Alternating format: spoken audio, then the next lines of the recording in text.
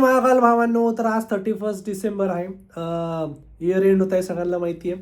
तर आता मी एफसी रोडला निघतो इथून, कारण की बघायचं सेलिब्रेशन कसं होतं, काय होतं. तुम्हाला पण दाखवतो मी 31 डिसेंबरचं सेलिब्रेशन कसं होतं, कशा पद्धतीने इकडचे लोक पुण्यामध्ये म्हणा, सगळे लोक कसं 2026ला कसं वेलकम करता, काय करता. कारण की मागच्या वेळेस 2024चं सेलिब्रेशन असं झालं होतं ना, तर क्राऊड अनकंट्रोल झालं होतं. तर असं आता न्यूज वगैरे बघितली, कारण की आता खूपच कडक बंदोबस्त केला आहे वाटतं तिकडे. तर तिकडे जाऊन तुम्हाला दाखवतो मी काय केलं आहे, कसं केलं आहे. तर स्टे ट्यून भावांनो, तुम्हाला दाखवतो सगळे एक एक अपडेट देत राहतो का कसं केलं आहे एक्झॅक्टली, काय म्हणतात त्याला, सेलिब्रेशन कसं करणार आहे, काय करणार आहे. तर शेवटपर्यंत व्लॉग बघा माझा. भेटू पुढे. सेलिब्रेशन 11:30च्या नंतर चालू होईल प्रोबॅबली. तर जेवण करायला आलो आहे पहिले. तर भावांनो, सगळ्यात पहिले तर बॅड माईकसाठी खूपच सॉरी. मी माईक लवकरच परचेस करतो म्हणून. बट मी तुम्हाला हेच सांगण्यासाठी थांबलो होतो का इकडं चाललो होतो FC रोडला.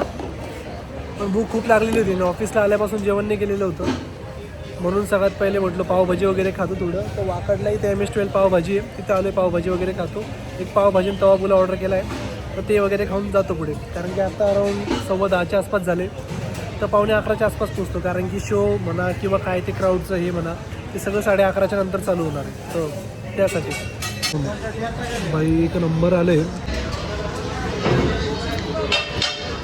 खूप छान आहे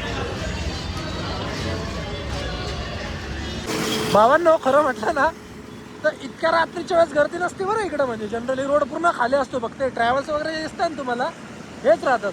पण आज गर्दी याच्यामुळे दिसते कारण की न्यू इयर आहे म्हणून. आणि न्यू इयर असल्यावर सगळीकडे तेच FC रोडला, MG रोडला असतात सगळी पब्लिक जमा पुण्याची.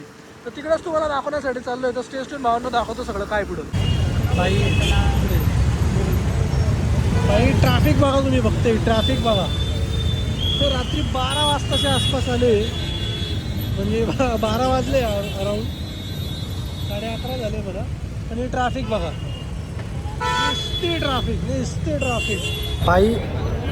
काय सांगू तुम्हाला, इतकी खतरनाक गर्दी आहे. गाड्या तुम्ही बघाल ना, लोकांच्या घरामध्ये गाड्या लावल्या डायरेक्ट, माहिती आहे का, पार्किंगच्या बाहेर गेटच्या समोर असं. हो नाही, गर्दी बघा जिकडं बघाल. तुम्हाला इथं असं काय प्रकारे बघा तुम्ही. भाई गर्दी इतकी होती ना, काहीच दिसत नाही होतं. हा लेजंड डायरेक्ट झाडाच्या वरती चढला आणि तिथेच जाऊन बसून गेला. भाई गर्दी इतकी झालेली ना FC रोडला, जिकडं बघावं ना तिकडं लोकच उभी होती. उभा राहायला सुद्धा लिटरली जागा नाही होती. कसं बसं करून मी उभा राहिलेलो होतो.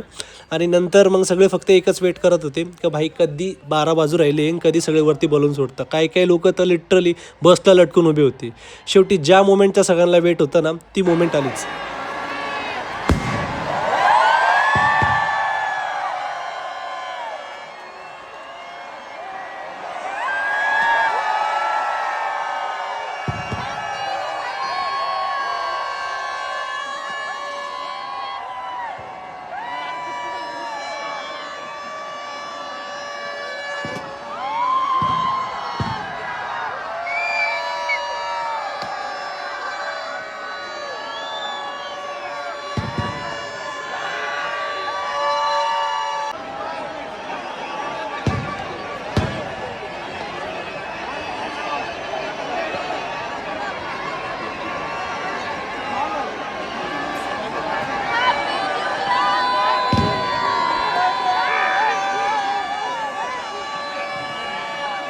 न्यू इयर सेलिब्रेशन झाल्याच्या फक्त 2च मिनिटानंतर भाई पब्लिक क्रेझी झाली तिथं. कोणी गाड्यांवर सोड राहिले, कोणी बस वगैरेवर सोड राहिले, काय करून राहिले काय नाही.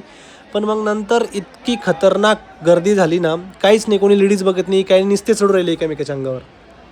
हे हॅपी न्यू इयर भावांना. सगळ्यात पहिले तर तुम्हाला आता इतक्यात FC रोडला होतो भाई. सेलिब्रेशन खूप भारी झालं. जसे 12 वाजले, फुगे वगैरे सगळ्यांनी सोडलेवरती सगळं झालं.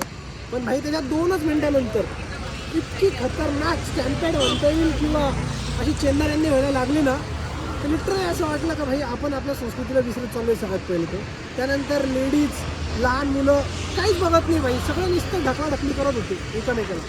म्हणजे असं वाटत होतं लिटरली का तिथे कशाला आलो म्हणून.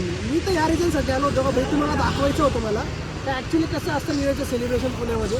पण भाई नेक्स्ट टाईम असं काय असेल तर मी पर्सनली ते जाणार नाही, कारण की खरं म्हटलं तर मी माझ्या संस्कृतीला स्टिक करून चालणार आहे. आपल्या संस्कृतीचा चैत्र महिन्यापासून चालू होतो, तर लिटरली आपण आपल्या संस्कृतीला फॉलो केलं पाहिजे, हे तर मला पर्सनली असं वाटतं. पण ठीक आहे, नवीन वर्ष आहे, नवीन कॅलेंडर चालू होणार आहे, तर आपण सेलिब्रेट केलं पाहिजे. पण हे सेलिब्रेशन पण काय कामाचं जर त्या टायमाला आपण लहान मुलांच्या बघत नाही आहे किंवा लेडीज वगैरे पण बघत नाही, असं त्यांच्या अंगावर सगळे चेंदर करत असेल. तर भाई माझं सगळ्या लेडीजला आणि ज्यांच्याकडे लहान मुलं असेल त्यांना असंच सजेशन असेल का भाई तुम्ही नेक्स्ट टाईम जेव्हा पण असं कुठं न्यू इयरच्या ठिकाणी म्हणा किंवा असं खूप पण असं गर्दी वाटते की त्या ठिकाणी जाणं अवॉइड करा. कारण की लिटरली गाड्या पडून राहिले, लोक गाड्यांच्या अंगावर आपल्या गाड्यावर चढून नाचू राहिले. ते गाड्यांचं गरिबांच्याकडनं म्हणा कोणाच्या म्हणा गाड्या, ते लिटरली ते ॲक्टिवा वगैरे तिथं तुटून जाऊन राहिले तरी लोक चालूच राहिले. आणि त्यातल्या त्या न्यू इयरचं सेलिब्रेशन असं असतं लोकांसाठी तर ते ड्रिंक्स वगैरे घेऊन जातात, बघत नाही लेडीज आहे काय लहान बघतं ढकलढकली करतात. तर भावनो प्लीज माझं हे सजेशन असेल तुम्हाला का प्लीज थोडंसं बिहेव करा, कारण की आपल्या घरी पण आई आहे किंवा आपल्याला पण फ्युचरमध्ये आपण असं कन्सिडर केलं पाहिजे सगळ्या गोष्टीचं. तर प्लीज भावनो असं काही करू नका. आणि लेडीजला आणि लहान मुलं जे असेल ना तर प्लीज तुम्ही अशा ठिकाणी जात नका. हे सजेशन असेल माझं.